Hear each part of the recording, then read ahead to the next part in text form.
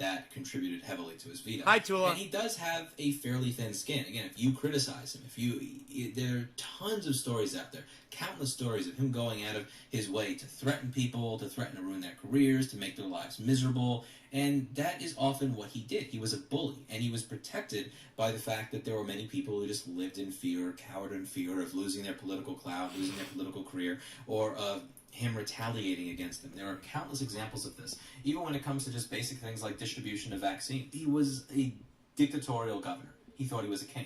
And this is even prior to COVID. Was that a junk cut right then, guys? I missed it. I heard it, but I didn't see it. Video that I did was in December of 2019. The reason that I play this clip at the end of many of my recent videos where he's saying, oh, you want a job? You have a problem making money? Yeah, you want a job? You got a problem making money? There's plenty of jobs out there in the what's he say? In the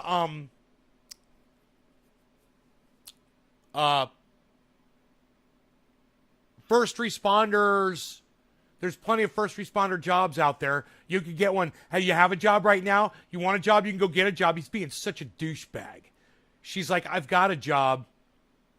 He's like, jobs are available. Anybody can get a job right now. You can get a job. He's just being such a douchebag. Hey, go get a job as essential worker. Do it tomorrow.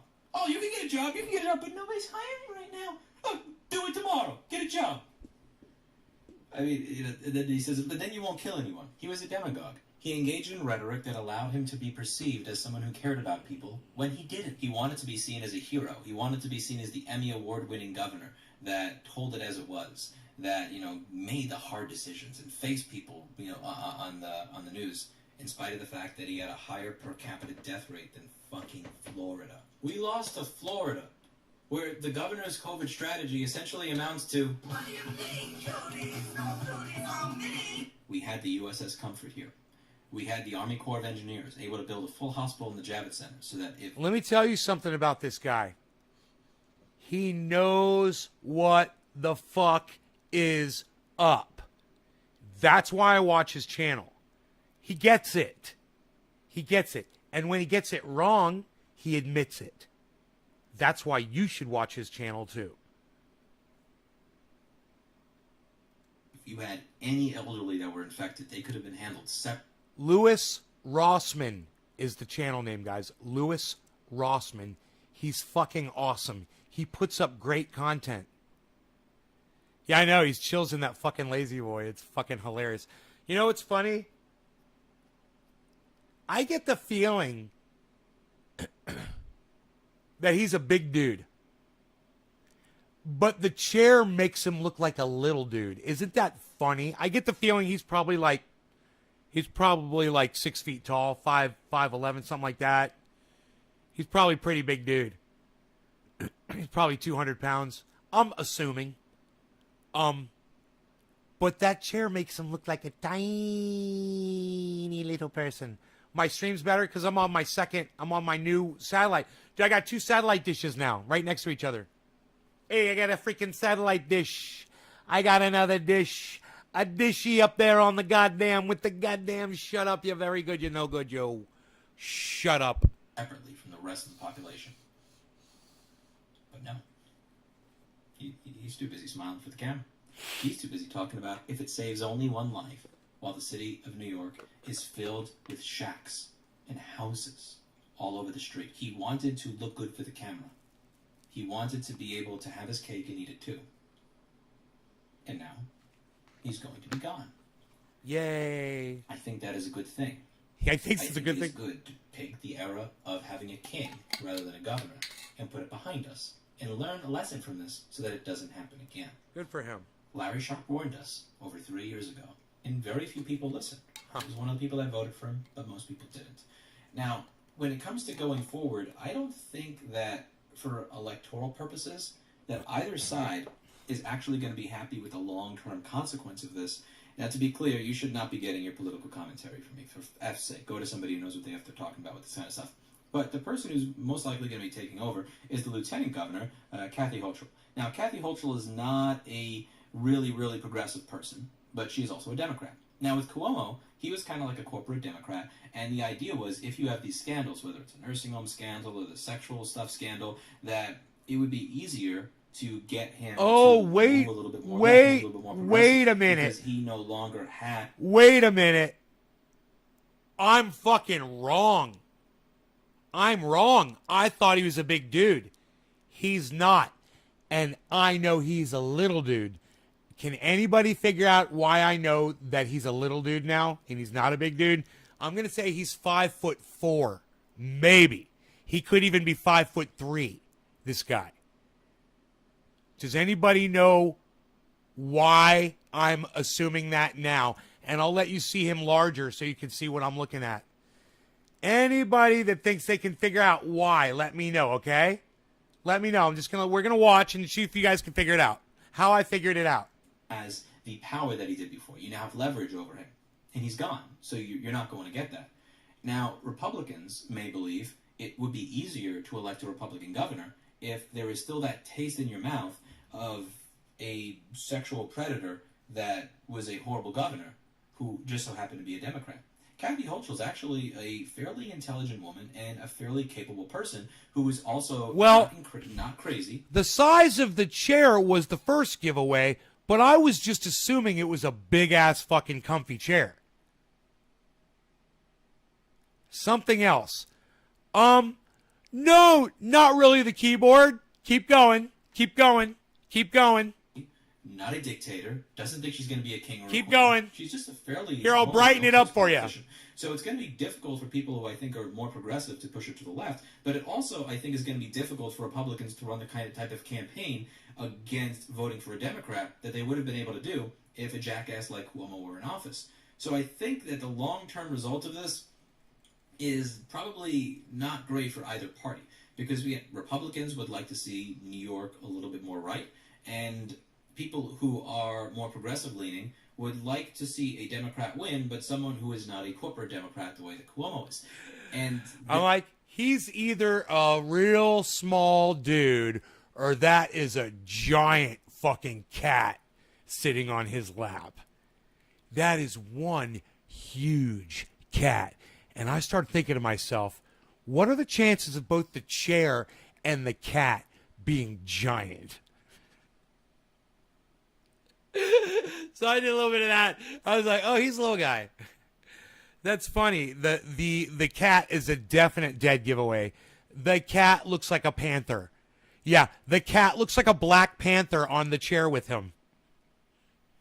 They're not going to be able to push someone like Kathy, I imagine, as far as they could push Cuomo, because there isn't really any leverage on her. Again, this is just my uninformed, ignorant thoughts on this as someone who does not really follow politics too much. But I am happy to see Cuomo out. I'm happy to see the dictator leave. Again, every time I see one of these fucking shacks on the street that has an air conditioner in it, that has doors, that has windows, and all this bullshit, the reason you have that is because he wants to be able to go on the news and say, if it only saves one life. He wants to pander to that group of people while simultaneously not dealing with the consequences of having a city and a state that are economically destroyed as a result of shit policy. At the end of the day, he wants to be able to say that he cares about just saving one life and all this other stuff while letting the Javits Center not get used as a place for people who are vulnerable to quarantine them separately from the rest of the nursing home population of the U.S. I saw the cat's head was turned sideways, and it was so wide. The head of that cat was so fucking wide. I was like, damn, he makes that cat look huge. Comfort or anything like that. Worst per capita death rate and total death rate in Florida. This man. There are just basic things that could have been done differently in the beginning of this pandemic, so that many people could have maintained their freedom. So sad, while man. We still had a lower death Our rate. leadership around the world is such a fucking joke. You know, and we know why all of these motherfucking cunts have decided to become politicians, so they can just make money and just enrich themselves and not do their jobs. And they figured out the best way that they can make money and keep their jobs is get that money and support from the big corporations that don't give a fuck about us either. You got to start giving a fuck about yourselves. You got to get that well. You got to get those solar panels. You got to get that power. You got to get that off-grid shit going, guys. Hey, John P., what's up? Trevor, of course, Billy, us short dudes are not to be taken lightly. We grew up having to see eye to eye with giants.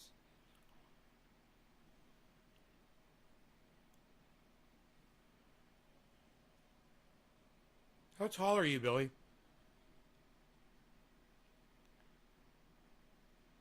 I always figured you were about my height. Did I call out Tim Black last night? No, he called me out. He fucking called me out and really gave me a nice... Oh, you're 5'8"? I'm 5'9". I figured you were about my height. You're not that short, bro. Who you calling short? Big guy? Who you calling short, big guy? Yeah, dude. We covered it on the show. It was great. For 4 or 5 minutes, he talked about me on his show. He said, Nay's garden. I don't know what you're smoking. And he just went off on me. And we laughed and we laughed and we laughed. And he came into my live stream. And he gave me a shout out. He came into the live stream. But he didn't hang out. But he did come in the live stream. You're 5'9". Yeah, we're the same height.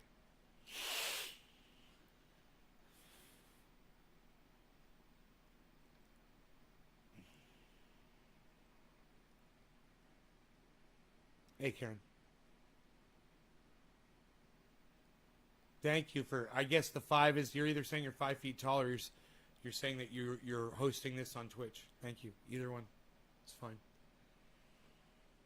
So my water is running down there. It's working for the new plants that I put in. It's saturated the ground nice behind them. You know, they're going to do just fine outside. I'm excited about that. They're going to be in direct sunlight here probably right about now. 96 degrees in the shade.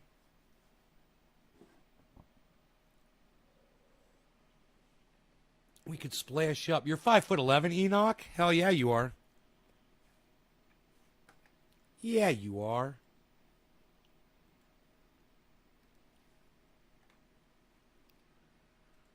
Let's see what else is going on YouTube here.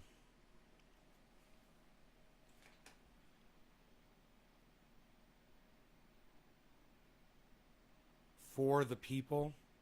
What was the For the People Act?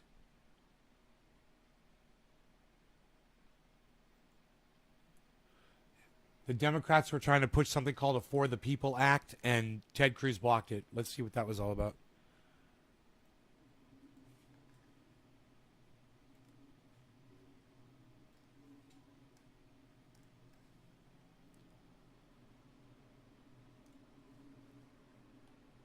Chuck Schumer. I'm Chuck Schumer. I'm here to tell you.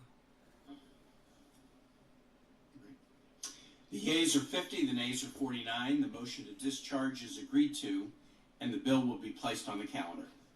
And now, Mr. President, I ask unanimous consent the Senate proceed to immediate consideration of S-2093 for the People Act of 2021. Is there objection? Seeing none, so ordered. Oh, Senator from Texas. Senator from Texas. Reserving the right to object. This bill would constitute a federal government takeover of elections. It would constitute a massive power grab by Democrats. It would disenfranchise millions of Americans. And it would do precisely the opposite of its nominal title, For the People. It is instead for the politicians, because it entrenches politicians and ensures that the people cannot vote them out of office. That's not good. It would strike down virtually every reasonable voter integrity law in the country, including voter ID laws supported by the overwhelming majority of this country. Prohibitions on ballot harvesting, again widely supported by people in this country. It would mandate that felons be allowed to vote, and it would... I'm okay with felons voting. ...automatically register millions of illegal aliens to vote. I'm okay with illegal aliens voting. They live in this country. They live under our rule. I'm okay with them helping select our leaders. How bad of a job could they do? Look at what we've done. Look at the clowns that we've elected. It would profoundly undermine democracy in this country. No, it would allow democracy to reach more people. He's a fucking liar. I understand what this law was.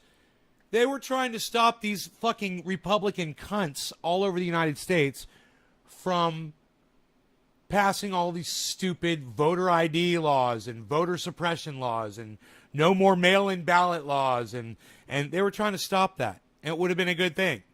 And this cunt and his Republic cunt friends, they don't want black people to vote. Period. If you're a Republican and you're black, you're an idiot. You're a fucking idiot.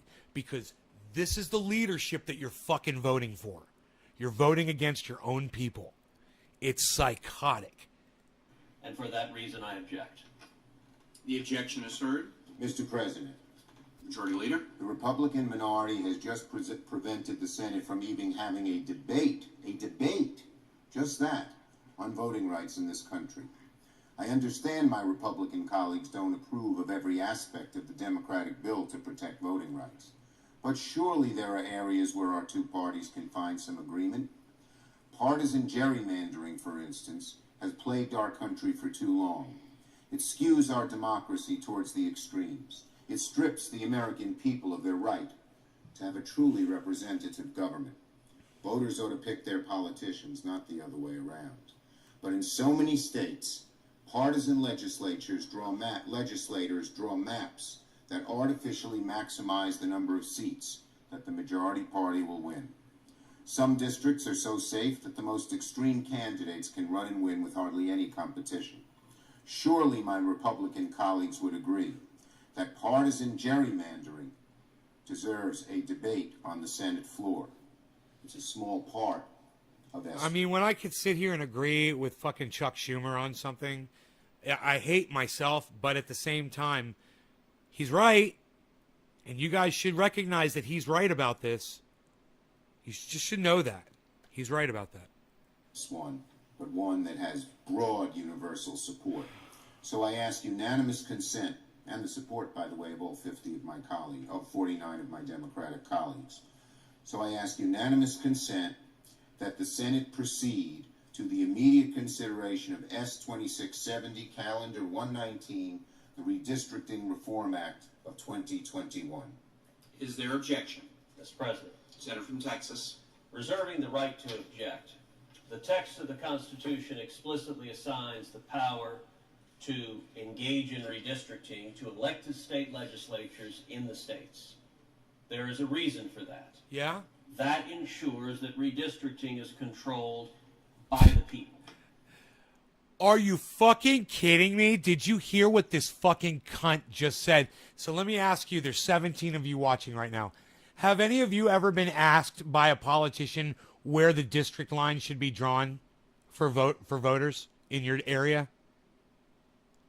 He just said, this fucking lying cunt bag, this dirt bag fucking lying cunt bag, literally just looked some folks in the eye and just said that we, the people, are deciding where the district lines are drawn. Did you hear this? Here, I want you to hear this fucking cunt bag say this shit again. To engage in redistricting to elected state legislatures in the states. There is a reason for that. That ensures that redistricting is controlled by the people. Ensures that redistricting is controlled by the people. Controlled by the people. Controlled by the people. Controlled by the people. By which people, Ted Cruz? Which people are the ones that are making sure that black people and Hispanic people are literally chopped around in these massive attempts to separate and break them apart so that they can't vote in the district that is most convenient for them, number one. You know, make it as hard as you can for them to find a place to vote. And make it so you group those people in the smallest amounts so that they have no voice in that particular district that you gerrymandered. Do you think those people that you took their power away from voting, do you think they got to draw those lines? You fucking lying cunt.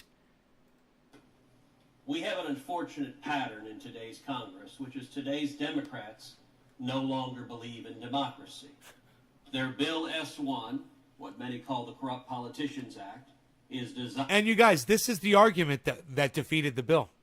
This is the cunt with the stupid fucking argument that makes no sense that defeated this bill that made nothing but sense. To try to give black people a fair voice when it comes to voting. That's all they're trying to do. They're just trying to let everyone in the United States have a voice. Everyone have a vote. And if, you know, you wanted more black people to vote for you, you would do more for black people and give them the right to vote, not do less for them and take their right to vote away from them. But when you take away mail-in voting, when you decrease the amount of districts, when you don't allow people to give people standing in line water, when you limit the days that people can come in and vote, you're hurting people who don't make as much money. You're hurting Hispanics. You're hurting blacks.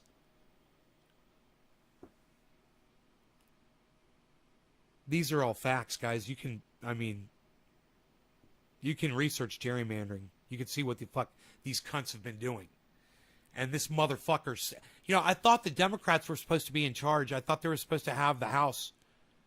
You know, what was it? That motherfucking cunt, what's his name?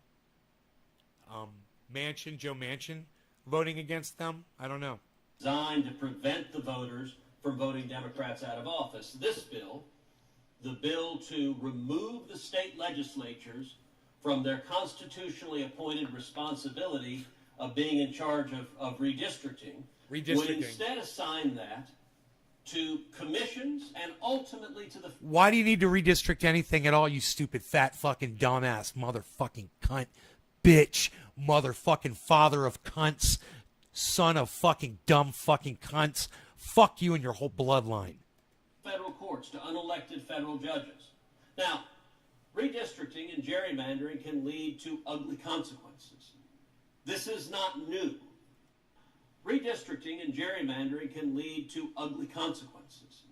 Gerrymandering can lead to ugly consequences. Gerrymandering can lead to ugly consequences. Redistricting and gerrymandering can lead to ugly consequences. Gerrymandering can lead to ugly consequences. Gerrymandering can lead to ugly consequences. Gerrymandering can lead to ugly consequences. Gerrymandering can lead to ugly consequences. But we have to allow the states to come up with those ugly consequences on their own and give them the freedom to fuck the voting system up around the entire country. What's he going to say next? Probably exactly what I just said. You know, but removing the rights away from the states isn't the way to correct that problem. This is not new.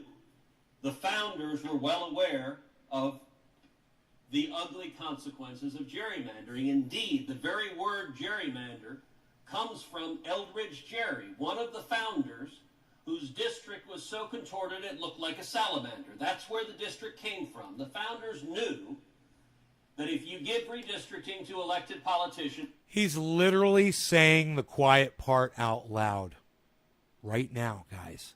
He's literally admitting why this shit shouldn't be allowed. This is fucking psychotic.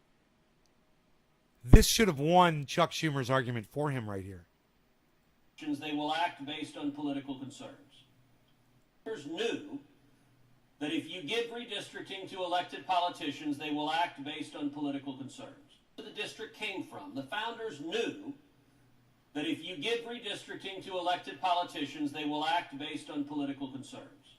The founders knew that if you give redistricting to elected politicians, they will act based on political concerns. The founders knew that if you give redistricting to elected politicians, they will act based on political concerns.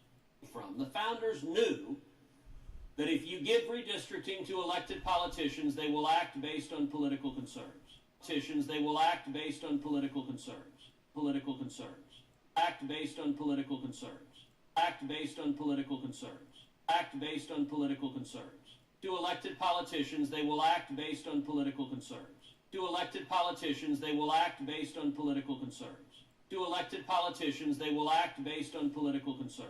So what he's saying is, if you give the states and these politicians the rights to gerrymander, they'll gerrymander so that they keep winning the elections to go against the other party, right? That's what he's saying. He's literally just admitted that as he stands there and tries to leave states' rights to gerrymandering, among a bunch of other bullshit in this bill. But let's see what he says.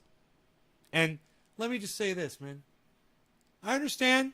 I only have 12 viewers left, man. I had 20. Half of my audience is left. And those people that aren't interested when I'm talking about stuff like this, the mentality of those people, it just shines through to me. You're literally not going to let me teach you something? That's fine. You know, I'll move on. I'll move past those people. I will. The reason the founders did so is even with those downsides, it keeps the process accountable to the people. No, it doesn't. If you instead hand it over to unelected commissions or to... He just said politicians. You know, if the people elected politicians, then the politicians have the power to change the districting so that they stay in office. How the fuck is that power to the people? Oh, that's right, it's not. It's power to the politicians. You fucking cunt liar. Why the fuck did this bill not pass? Unelected federal judges, the people are disenfranchised. That is a serious mistake. I would note, over a decade ago, I defended the constitutionality and the constitutional assignment of that responsibility to the state legislatures before the United States Supreme Court in the Texas redistricting case, and we won a landmark 5-4 victory where the Supreme Court upheld the clear constitutional authorization of legislatures to engage in redistricting, even if they engage in political concerns, because the check on that is not unelected judges second-guessing the people. Rather, the check on that is democracy and the people engaging in their own check and balance. Accordingly, I object. Mr. President. The objection is heard. The Majority Leader. So the American people should understand, Republicans just blocked the Senate from even debating legislation to end partisan gerrymandering and make our Congress more representative of the people. Surely our Republican colleagues, however, would agree that billions of dollars in anonymous campaign donations every year is not a function of a healthy democracy. Surely they must agree that America's representatives should have only one boss, the people, not the special interests. So I'm going to ask the Senate now to debate a simple measure to bring a much-needed transparency to campaign donations. Just transparency, not even limits, although I would certainly support those. At the very least, the American people deserve to know who is trying to influence their representatives and how strenuously. So I ask unanimous consent the Senate proceed to the immediate consideration of S. 2671, Calendar 120, the Disclose Act of 2021, which has the support of our entire caucus. Is there objection? Mr. President, Senator from Texas. reserving the right to object. You know, I would note there is a long history of government trying to force the disclosure of the identity of political contributions, and much of that history is sordid. Indeed, in a landmark case before the United States Supreme Court, racist Southern Democratic politicians tried to force the NAACP to hand over their donor list. And they wanted to do so for reasons that were not difficult to discern, because they intended to persecute those who dared contribute to the NAACP. So now Ted Cruz is arguing for corporations and politicians to be able to keep their financial ties secret. That's what he's arguing for. You guys, this is psychotic What Ted Cruz is arguing for here is psychotic. You guys should be outraged, and I know you guys don't give a fuck. But this is why politicians are corrupt. And he's literally blocking the legislation right now that is trying to uncorrupt politicians. And you can see it is the Democrats that are attempting it to uncorrupt the fucking politics, and the Republicans won't let them do it. And the Supreme Court, in a landmark decision, concluded that the Constitution protects. Fucking shout outs to the goddamn Democrats for at least trying.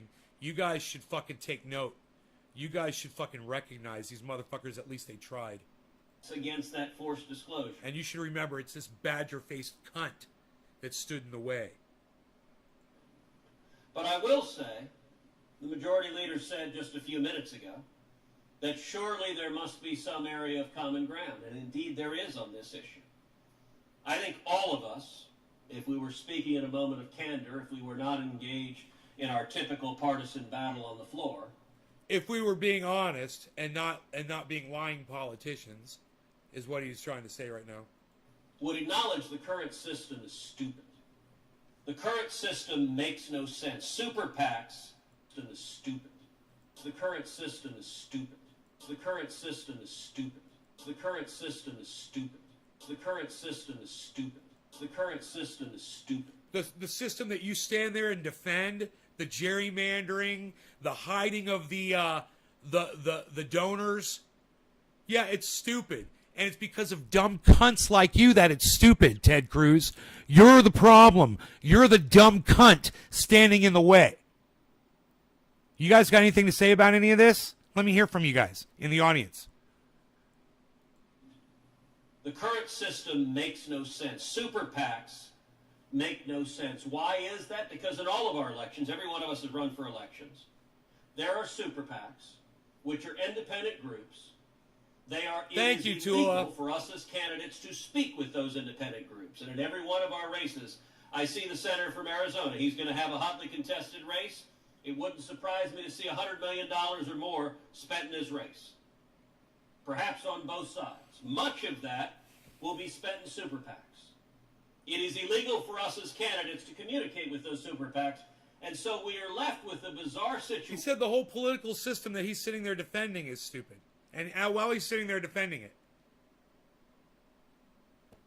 he called out gerrymandering. He's defending it. He called out the political system. He's defending it. Dude, it's right in front of your faces to see, guys. I shouldn't have to sit here and point this out to you, but I know you're not going to watch this dumb cunt or Chuck Schumer unless someone like me shows it to you. You guys should not run away. A lot of you do. You should stay and watch and learn something. See what these motherfuckers are saying when you're not paying attention. Situation where there's millions or sometimes tens of millions of dollars being spent on behalf of us, millions, sometimes tens of millions of dollars being spent attacking us, and we can't communicate with them. We hope it has some bearing or relevance to what we believe. Dude, all of these Republicans want to be the next Donald Trump. And they figure, Billy, the best way to do it is just to become Donald Trump themselves. That's a scary thought, and that's exactly what they're all doing. Every Congress since they're trying to give America what America wants. America has already spoken. You know? They don't mind whether it's Trump or Biden. They don't mind. Millions of people went out and voted for both of those douchebags. Rapists. Racists. That's what America wants. How many people participated in that election? What was it? 75 million voted for Donald Trump and 80 million voted for Biden, something like that. So let's say 150 million Americans all don't mind voting for racist, rapist, child-sniffing, fondling, douchebags. Climate deniers. That's what Donald Trump is. Author of the crime bill. That's what Joe Biden is. They're both equally as bad, man. Here, I've introduced legislation to end this. This is legislation called the Super PAC Elimination Act. This act does two very simple things. Number one, it allows unlimited individual contributions to federal campaigns. not from unions, not from corporations, but from real human beings, from people, unlimited contributions. I would note, this is the way the state of Texas handles state elections. That's fucked Number up. two, That's wrong. my legislation, the Sewer PAC Elimination Act, requires immediate 24-hour disclosure. So if an individual writes a check to a campaign, that gets disclosed immediately, and you can debate about whether that contribution was corrosive or not. This legislation would not prohibit super PACs, but as a practical matter, super PACs would fade from relevance because every candidate would much prefer money given to their campaign where you can spend on your own message. It would make far more sense to have an open, transparent system. Accordingly, I ask unanimous consent that the Senate proceed to the immediate consideration of a bill at the desk that would protect freedom of speech in America's electoral process and ensure transparency in campaign finance. I ask unanimous consent that the bill be considered read a third time and passed, and that a motion to reconsider be considered made and laid upon the table. Mr. President, Majority Leader. I object to the senator from Texas's legislation. It's obvious to just about every American it would make a bad situation even worse. So I object. Objection is heard. Is there objection? Is there objection to the original request from the Senator of New York? I object. Objection is Mr. heard. President, in Majority conclusion, before I turn it over to some of my colleagues. So Democrats have tried to do something very simple. We asked the Senate to start debate, just debate, on legislation to protect voting rights and strengthen our democracy. Republicans said no. Democrats asked to debate a measure just to prevent partisan gerrymandering. And frankly, in my colleague's response, he was all over the lot. It's good to have politicians do it. It's not good to have politicians do it. It's good to have judges do it. It's not good to have judges do it. We would set standards to make sure that in a state like Wisconsin, where 53% of the people voted for a Democratic member of the state assembly, only a third of the districts were Democratic, drawn by a Republican legislature. So Republicans have said no, they don't even want to debate these issues. Democrats asked to debate a measure to bring much-needed transparency to campaign donations and get special interest dark money out of politics. Republicans still said no. So let there be no mistake about what is going on here. We have reached a point in this chamber where Republicans appear to oppose any measure, no matter how common sense, to protect voting rights and strengthen our democracy. Let there be no mistake, both inside this chamber and outside of it. Republicans have formed a wall, a total wall, of opposition against progress on voting rights in the United States Senate. Even on an issue as sacred as the right to vote, Senate Republicans refuse to allow even a debate. They're afraid to debate it. Yesterday morning, we saw what it looks like when the Senate comes together. This is what it looks like when it doesn't. Apparently, there are very serious and important limits to bipartisanship. There are some issues where Republicans refuse to join us in good faith to make progress for our country. I never thought I'd see the day when voting rights, which used to be supported in a bipartisan way as recently as 2006, would be one of those issues. But that's what we have come to, total Republican intransigence when it comes to simple measures to make our democracy more perfect and strengthen the hand of the individual voter. Now let me be clear. Republicans refusing to support anything on voting rights is not an excuse for Democrats to do nothing. In recent weeks, I have met with a number of Democratic senators. Senators Klobuchar and Merkley, Manchin and Warnock and Padilla, Kane, King, and Tester, and Manchin, to discuss a compromise voting rights bill. We've made a great deal of progress on that legislation. We had a very good meeting as late recently as yesterday afternoon, and we intend to rally around it. So tonight, I am filing cloture on a vehicle to allow the Senate to take up the compromise voting rights bill. Voting rights will be the first matter of legislative business when the Senate returns to session in September. Our democracy demands no less. I yield the floor. Wow. I Now yield what? to my colleague from Oregon, and then my colleague from Rhode Island. Mr. President, Senator from Oregon. we have the privilege to come to this floor and examine issues important to every American. And what could be more important than the fundamental right to participate in the guidance of our country, to be able to cast a ballot.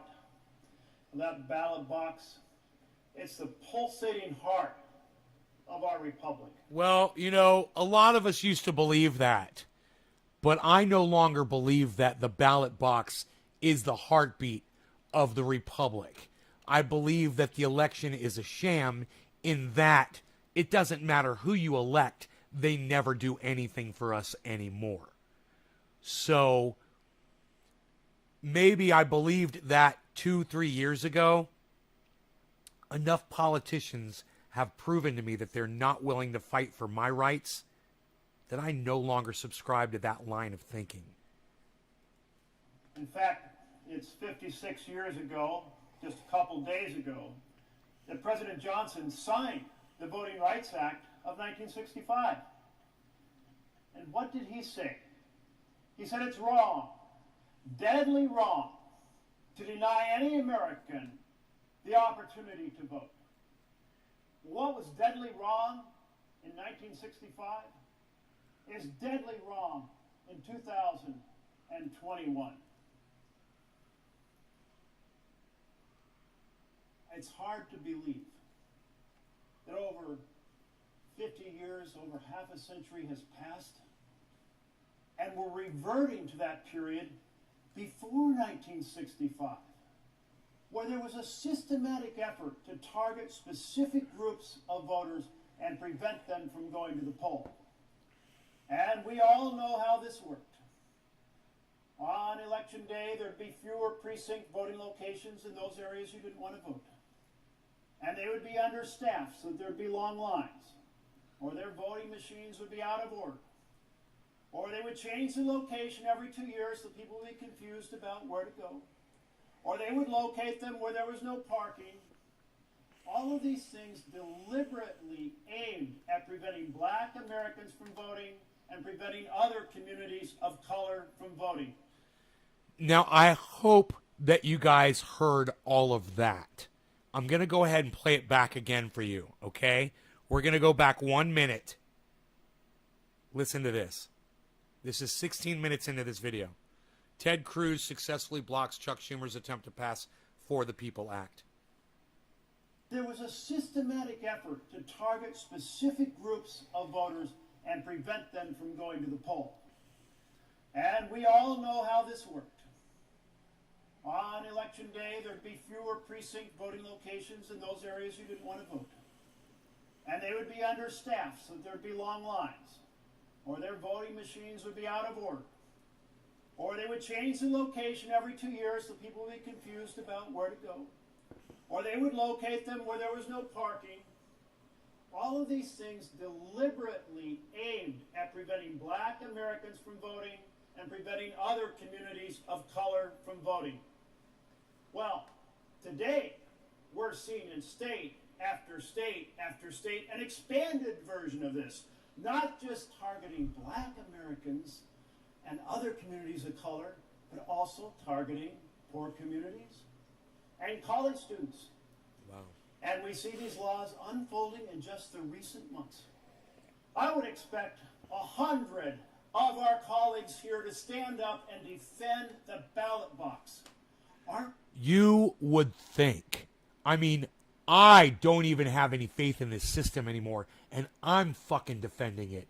These motherfuckers that you've elected, these cunts that we pay to lead us, they won't even take time to fucking speak like this guy is. He makes a really good point right there, guys. These are our leaders. They're not leading. They're not doing their jobs. Aren't we long removed from those and college students? And we see these laws unfolding in just the recent months. I would expect 100 of our colleagues here to stand up and defend the ballot box. I would expect 100 of our colleagues here to stand up and defend the ballot box. I would expect 100 of our colleagues here to stand up and defend the ballot box. I would expect 100 of our colleagues here to stand up and defend the ballot box. And how dare they not do their fucking jobs? How dare these cunts not do their fucking jobs? Let alone vote in the correct manner to defend this shit. Aren't we long removed from those days of that racist past? But apparently not. Nope. You should see the racism I saw the other day on the internet. There's a lot of racists out there. There's a lot of racists. Where all men and women are created equal, and every man and woman has a right to participate Millions in the of guidance them. of this country. Like cockroaches. You know, we know that in the founding of our country, we had a beautiful vision imperfectly formed. That black Americans, Native Americans, women were not allowed to vote. We fixed those things over time. We've progressed in an arc to full opportunity. And that's what we're fighting for now. Full opportunity of every citizen to have a full measure of what it means to be a participant in a republic. Oh, there's much more in this bill to mend the assault on equal representation through the diabolical gerrymandering denied to bias the outcome for one party over the other. And hello?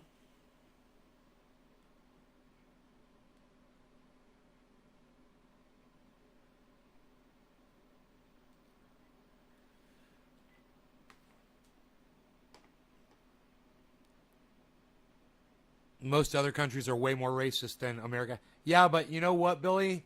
I'm not willing to put up with any of it. You know? I'm better than all of them. certainly to keep billionaires from buying elections.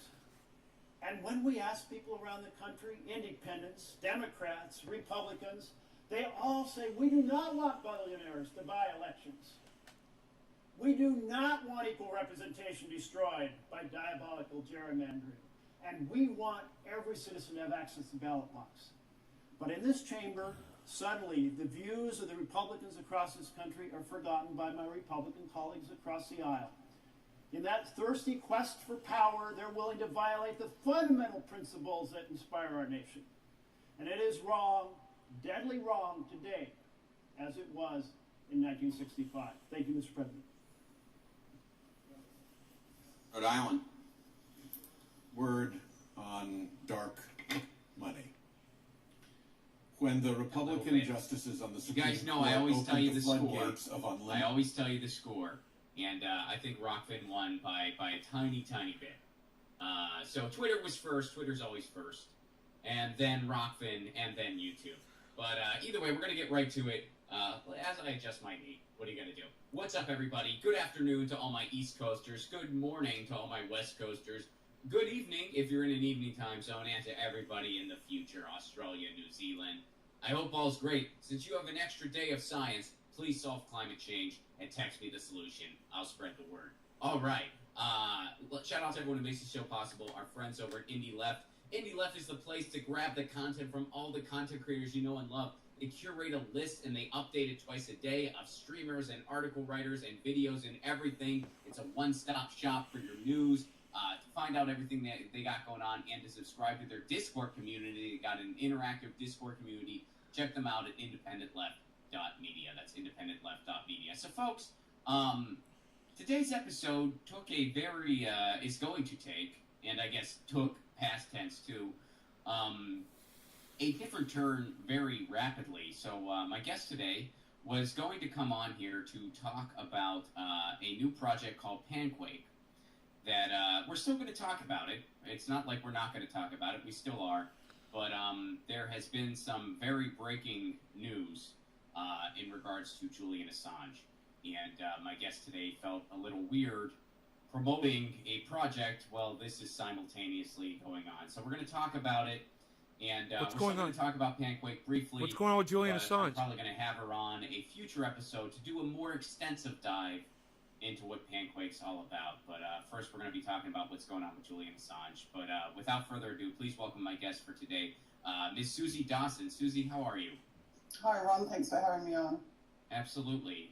So here's some breaking news regarding Julian Assange. U.S. tries again to extradite WikiLeaks Assange from Britain. This is a headline from Reuters. Fucking asshole. So basically what happened today, Motherfuckers. I found out this morning, and you found out recently as well, the U.S. is still trying to get Julian Assange to the United States. And so they are... Jim Lee is a very pretty black cat, just like my pretty black cat. So Jim Lee says meow, and Lucy says meow, and Progressive and Proud says peace, and Susie says peace. Man, I wish he would have promoted. Nashville, Louisville, Indianapolis, Chicago, Minneapolis, Madison. Don't wait. Grab your tickets. Promote that you're going to be on Nays Garden tomorrow, buddy. Tell your audience. We cannot wait to see you. And in the meantime, you guys know the drill, Lucy. But it's especially heavy when you're talking with someone who has a personal relationship with the guy. And not only are you seeing this crime against humanity that deserves an emotional response and warrants an emotional response in people who have a pulse, but also people who, it's personal for them. That makes it even heavier.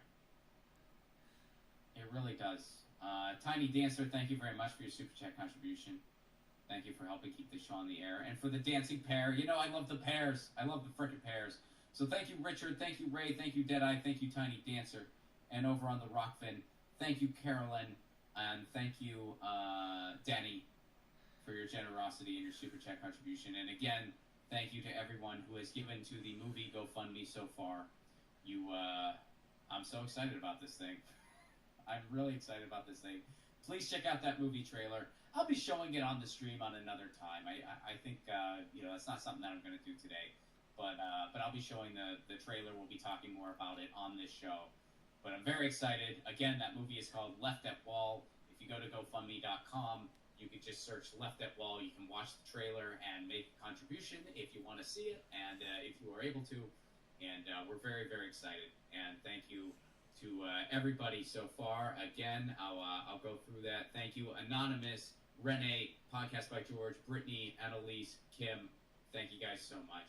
And I can't wait to start making this movie. And you can watch the trailer now if you want to see what this movie's all about. Oh, so and the of course, movie's folks, tour dates, I got them. Grandma Wood and I, RonPlacone.com to grab your tickets now. San Francisco, Sacramento, Los Angeles, Tucson, Tempe, Sacramento, Detroit, Cleveland, Pittsburgh, Philly, New York City, Washington, D.C., Asheville, Jacksonville, Gainesville, Good, Nick. Orlando, Good. Miami, Tampa, Nashville, Louisville, J&J. Indianapolis, Chicago, Minneapolis, Madison. Don't wait. Grab your tickets. RonPlacone.com for all those tickets. We can't wait to see you.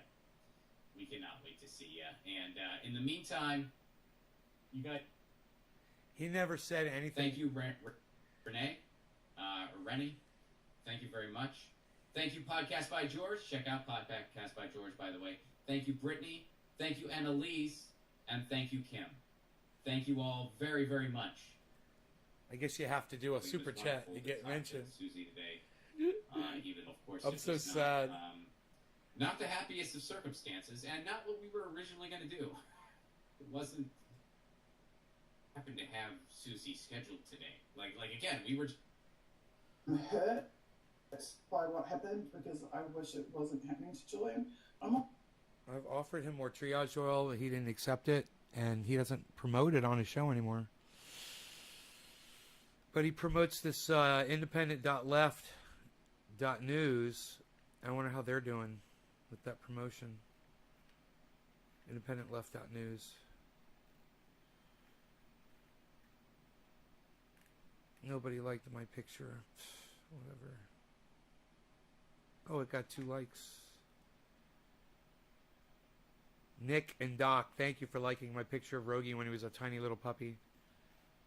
He's so fucking cute. Little piglet.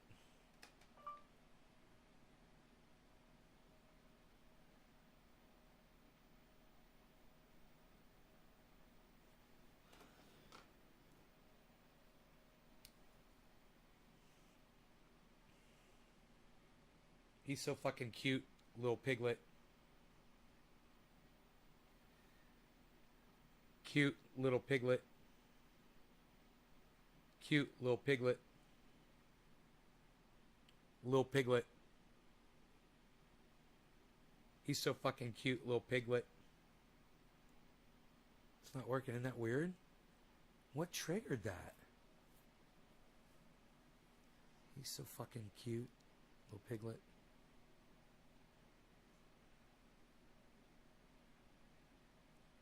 So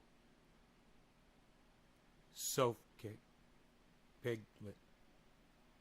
I guess I could hear the okay Google in there. I guess I could hear the okay Google in there. Okay, Google. Hey, Google. Hey, Google. Okay, Google, stop.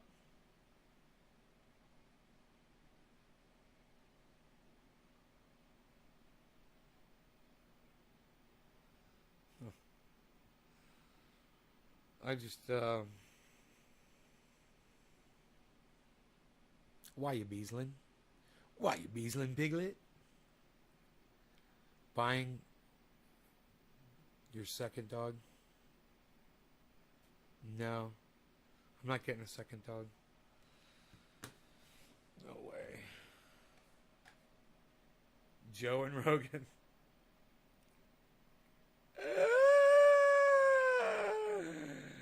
It was going to be, the dog's name was going to be Podcast. It was going to be Rogan and Podcast. Hey, Rogan Podcast.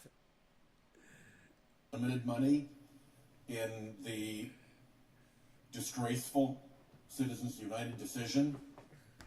That suddenly made something new very important. And that was to hide who you are when you're spending the money. If the biggest check you can write is $5,000, there's no great premium in hiding who you are. When you can write a $5 million check to back a candidate, suddenly hiding who you are becomes extremely valuable and salient. So suddenly this became very real. But those justices who had opened the door to unlimited money, when they made that decision, in order to justify that decision, they had to say that the spending had to be transparent. Otherwise, the Citizens United decision would not have worked in the constitutional scheme. They had to say that. But for the next decade, what did they do about it? Case after case came before them where the dark money problem was raised. We rode through $1 billion in dark money being spent in our elections. This was on the front page of the newspaper. This was being done in plain view. And what did the Republican justices on the Supreme Court do to enforce their own stated requirement of transparency? Not one thing. And so we have had a decade of corruption of government by billionaire interests who can hide who they are and operate through an enormous phalanx of phony front groups whom they have stood up. And if you want to know how real this is, look at what we have had to do in the reconciliation measure to address climate change. Because when I got here, there were Republicans willing to address climate change. We had bill after bill in the Senate that were bipartisan and serious and sincere. That stopped dead in January of 2010 when Citizens United was decided, the dark money spigots opened, the fossil fuel industry behind them enforced compliance across the entire Republican Party. If you crossed the fossil fuel industry on climate change, you were Bob Inglis, you were out, you were done. If you lined up with them and did what they said, in came tens of millions of dollars in dark money to support you. It was a devil's bargain, and it cost us a lost decade on climate change, and now we have to go forward, sadly, in a partisan way to solve this problem. That is the pressure of dark money in our politics. It is behind the capture of the Supreme Court. It is behind voter suppression. This is demonstrable stuff. And we've got to put an end to it, and it is a tragedy and a disgrace that we can't go to cleaning up the dark money mess. My Republican colleagues and their dark money groups are actually at the point now where they're accusing us of taking dark money. They're accusing Democrats of being dark money party. Well, we just settled that question tonight. Democrats want to clean it up. They want to protect it. It's as simple as that. That's all you need to know. I yield the floor. That's fucked up, man. All right, man. I hope you guys enjoyed and appreciated that. I love you guys. I will see you this evening around 7:10ish my time. 7, something like that. You guys take care. Bye now.